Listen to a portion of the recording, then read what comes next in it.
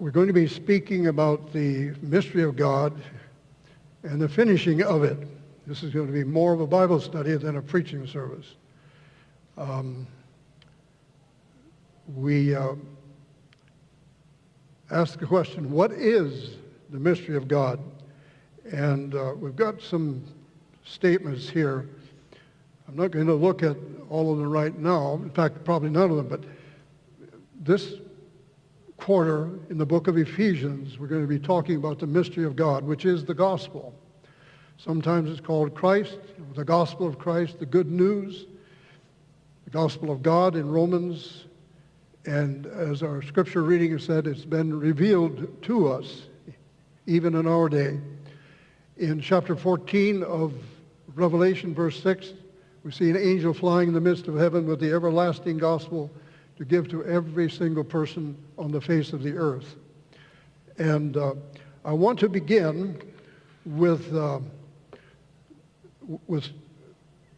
chapter 10 of the book of Revelation, and verse 1 and verse 7 to begin with.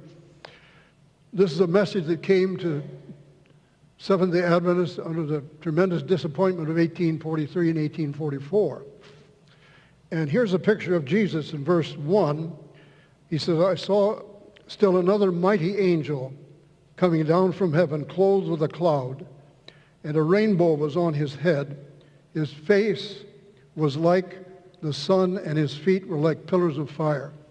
This is very similar to the picture that we have of him in chapter 1, where we pictured him in the first department of the heavenly sanctuary as our high priest.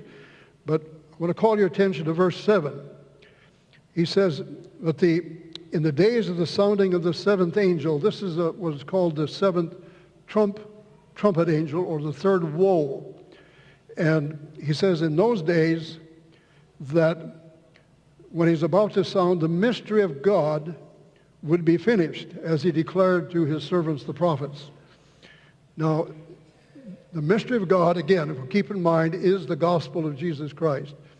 In Romans chapter 1, verses 16 and 17, Paul says, I'm not ashamed of the gospel of Jesus Christ, for it is the power of God unto salvation to everyone who believes, to the Jew first, and then to the Gentile.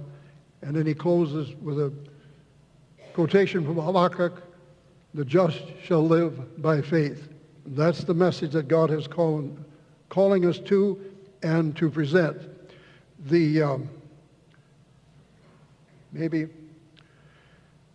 Now, the everlasting gospel